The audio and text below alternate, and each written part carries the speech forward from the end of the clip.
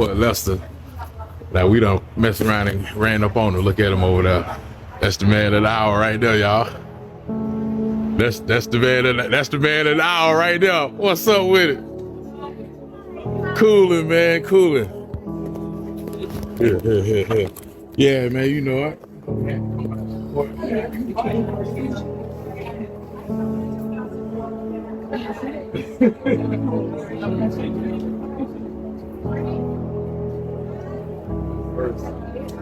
I brought my wife out with me at this event right here to see this young man right here, Lester Young.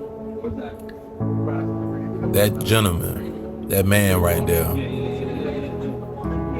he's a strong brother. He's an inspirational brother. That brother was condemned to life, to die in prison. But he made it out. He was granted parole, and he's living his dream. We're thrilled that he's here. And sometimes there just really aren't words to appropriately express the talk that this young man is going to give. All right. I think it's worth just hearing. I'd like to introduce you in a moment. What I would like you to do also is just listen and absorb. This is a pretty powerful message. Lester Young.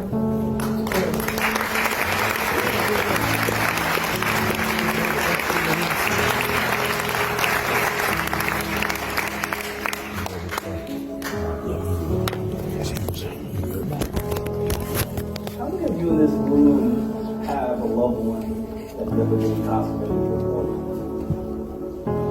Has been incarcerated, been in prison, have been pulled over by law enforcement, have sat in the county jail and started their life, trying to start their lives over and have a felony conviction? How many of you in this room that possibly, as a business owner, that you have an opportunity to hire someone, but because of their felony conviction, you choose not to hire them? How many of you in this room know human resource management, work in that department, and part of your company policy is that you don't hire someone with a felony conviction? Today I stand before you to speak about this issue of great significance because it is something personal to me and personal to some of you in this audience today because you have someone, you know someone that's experienced what I've experienced in my life as well.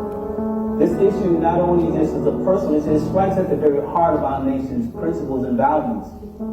I speak about this issue because it has been plaguing our society for far too long. It is called the American prison system. Unfortunately, we have facing an alarming reality that our society holds the highest incarceration rate in the world. With a staggering 2.3 million people. I don't know what it is about this gentleman, this young man right here, but I get chills when I listen to him speak because I know where he been. I know where he was at. I was in that same place with him. The South Carolina Department of Corrections is not for the faint of heart. It can be a dungeon. There are many people, men and women, who have died in the clutches of that place. And it gets so bleak at times that you may question whether or not you will make it out, even if you have a max out date. In this case, Lester didn't have a max out date. He only had a parole eligibility date. He had a life sentence with the possibility of parole. He had to serve at least 20 years before he was eligible for parole consideration. And by the grace of God, he was granted parole. He came out, he's been living his truth, he's been living in his work. And by the grace of Allah, the South Carolina Department of Probation, Parole, and Pardon Services granted him a full pardon from his complete sentence. He's a fully restored man, no longer a condemned man. That is the path and the power of redemption. Lester Young, this man right here,